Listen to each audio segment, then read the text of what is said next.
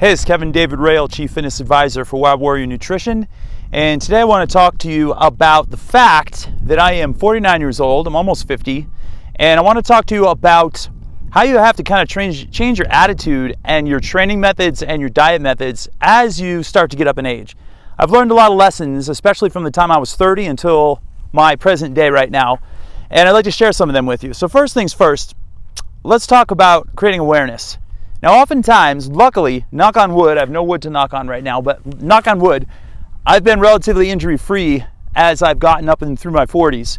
And I do remember when I was in my 20s and in early 30s, I was pretty much indestructible. I would like hammer my workouts. I'd have soreness for a couple of days. I wouldn't care. I'd fight right through it. I'd be fine in a couple of days. I would get a little tweak here and there, and I would heal instantly. And luckily, now at 49 years old, I still kind of do that, but injuries do last a little bit longer, I would say, than they did when I was in my early 30s. And I want you to be aware that if you do certain things, you can prevent that from happening and prevent these long-term injuries and this long chronic pain that a lot of people suffer in their 40s that I hear them complain about all the time. I hear people on the gym floor, out on the streets, like, oh, I'm 45, I'm in pain, I'm 46, I'm in pain, I'm almost 50, blah, blah, blah. And they throw the towel in. But you know what? You don't have to throw the towel in.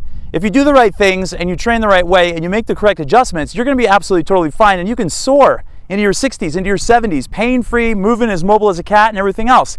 And I'm going to share some of this with you. So I had plantar fasciitis several years ago, and that did linger for several months, but I did some deep research on it. I did some deep fasting, aggressive fasting, I should call it that. I changed my diet up a little bit, and I did what I call testing the waters in my workouts. So one of the things you may have to do is test the waters. You know, start your workouts and then see how your injury is feeling. So if you have something like plantar fasciitis or you have like a sore knee, you might be able to start out your workout feeling some pain, but as you get some oxygenated rich blood flow going, you might be able to hammer your workout and work a little harder. And you can always work around the injury. So I had a bike accident a couple years ago, and I fractured my arm on this side. And obviously I couldn't use this arm. It was swollen, it was all jacked up. But the rest of my body worked totally fine. So what did I do? I still did high intensity workouts. I did sprints on the treadmill. I did all kinds of kettlebell exercises with the right side of my body and all the rest of my appendages, if you will. And I was doing a lot of core exercises too that were just totally fine, that worked around this injury right here. And I did some very key things to help heal this injury. But I'm not going to go into details about this, but I'm going to tell you this though. When you are up into your 40s and 50s, you just got to pay attention. Sometimes you're going to get into a workout and you're going to be like, ooh, this hurts a little bit. Well, either work around it or work through it, and work through it smartly. Don't hammer it. If you have an injury, if you have a knee injury or ankle injury, back injury, anything like that, obviously you're not going to want to do box jumps. You're not going to want to do high intensity sprint intervals and stuff like that. But you can absolutely do kettlebell snatches, and you can do kettlebell swings and things like that. They're going to get your heart rate up and give you the same exact benefit as doing a high impact exercise. You just have to find out what it is and work around it. And you can still do the high intensity stuff well into your 40s and 50s and 60s. So the bottom line with that is you're not going to be as nimble and fast as you were when you were 30 years old. That's probably true. But you can still stay lean, defined, muscular, happy, and aesthetically pleasing to the eye well into your 40s and 50s if you just work around your stuff and play it smart, okay? So that's something you're gonna have to take into consideration. All you young bucks out there that are watching this, 25, 30 years old, I would suggest you already start changing your workouts to be more geared toward longevity.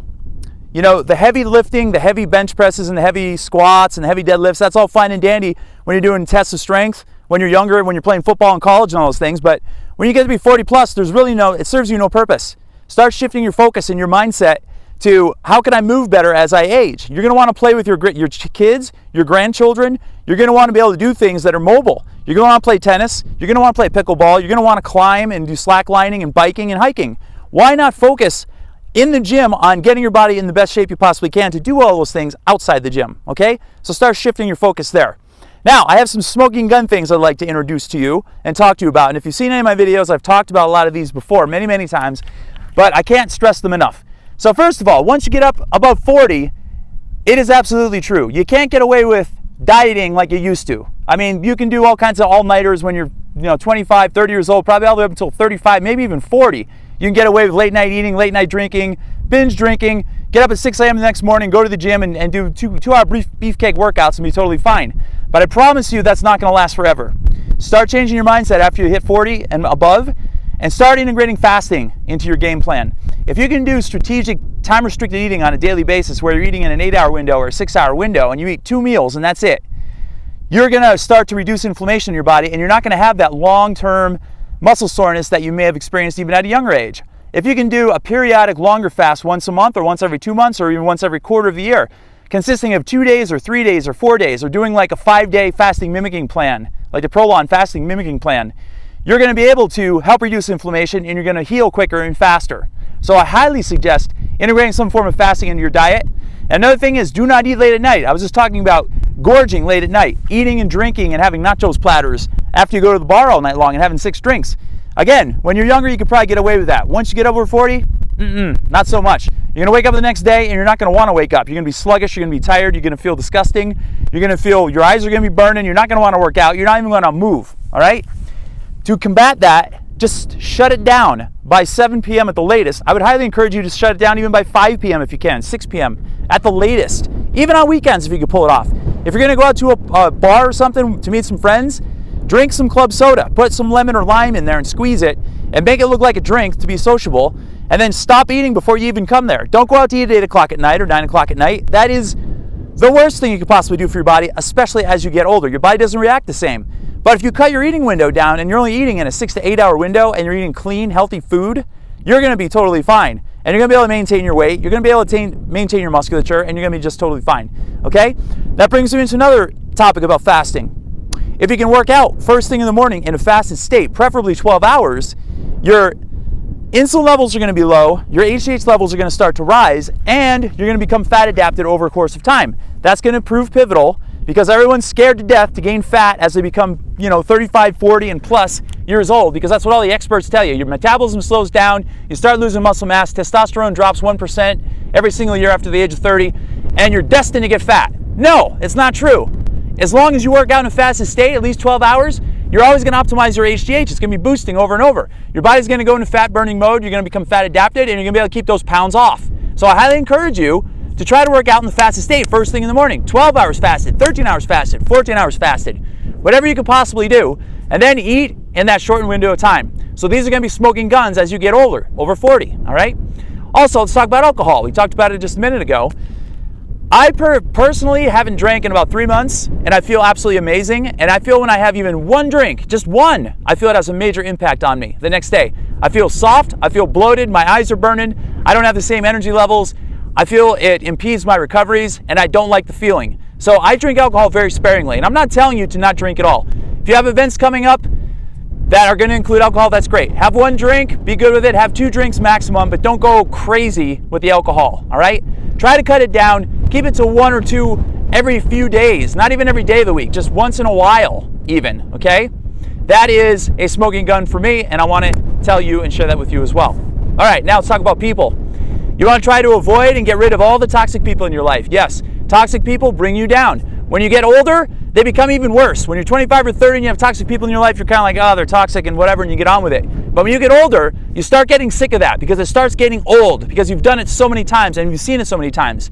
So if you have a woman in your life, a friend in your life, a family member, a coworker, anybody who causes toxicity or causes you pain or discomfort or depression or anxiety or mistrust or anything other than happiness, get the heck rid of them as you get older.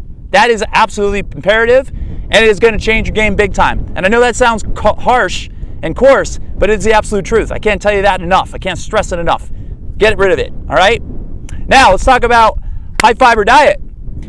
You want to shift your focus and try to aim to get 55 to 60 grams of fiber in your diet every single day. And I know that sounds like a lot, and I know it sounds daunting right now, but you don't just start eating 55 to 60 grams of fiber a day. It's just like me telling you to go exercise 2 hours a day and you never even lifted a weight in your life. You're not gonna be able to do it, you're not gonna be able to pull it off. Start out slow and gradual and work your way up. Do the recommended 25 to 30 grams like the experts tell you, which is way low in my opinion, and then work your way up to 55 to 60. And yes, even with a time-restricted eating plan, eating 2 meals a day, do it, and it's going to help you. By doing so, you're gonna build good gut bacteria. So it's all about good gut health in the end.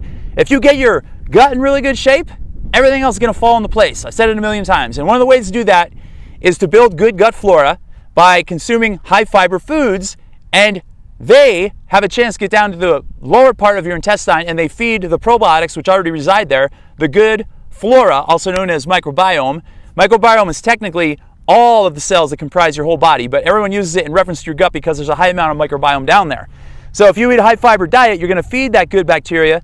Your body's going to become more efficient at breaking down good quality, high quality foods, which you are going to be eating. And when you do that fasting every single day, your body's going to have a chance to detox and reset, and the gut flora is going to improve even more.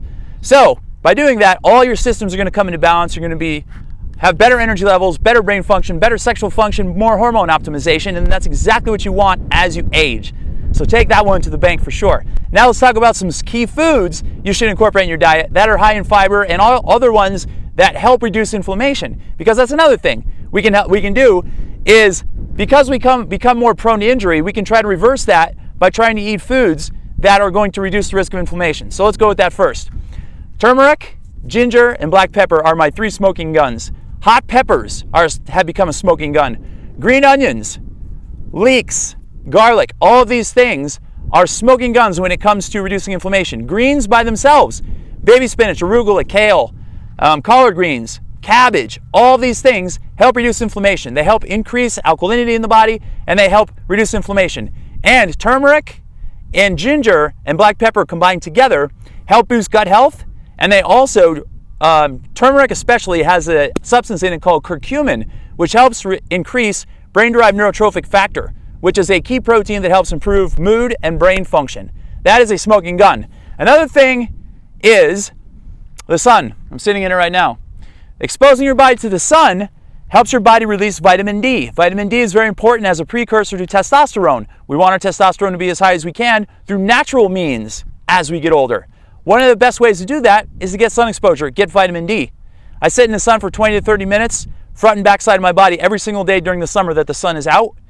And it works like magic, I promise you. And it'll improve your mood, it'll improve your workouts, it'll help you maintain muscle, build more muscle, burn fat more efficiently, and it is a smoking gun. I promise you that. Okay, now high fiber foods. I'm kind of jumping around like Quentin Tarantino here. Let's talk about those. You've got berries, you've got beans, you've got legumes, you have nuts and seeds, you have high fiber wraps these days, which I get, which are 50 calories and have 15 grams of fiber per wrap. And you basically just have to go around and look for things that have high fiber in them. There's bars these days that have like 15 grams of fiber. So you can easily accumulate the fiber quickly in your meals when you find these high fiber foods. There's pastas these days that are made from bean base that are high in protein, high in fiber, low in carb actually. So all these things can blend together to improve your gut health, improve your mood, BDNF, alkalinity, and hormone optimization, all rolled into one. So that's a long speech I had to get out of my system because someone asked me the other day about some of my secrets about being in as good a shape as I am at 49 years old on the brink of 50. And I just wanted to share all that with you, all right? So if you have any questions or comments, let me know. This is Kevin David Rail, Chief Fitness Advisor for Wild Warrior Nutrition. Until next time.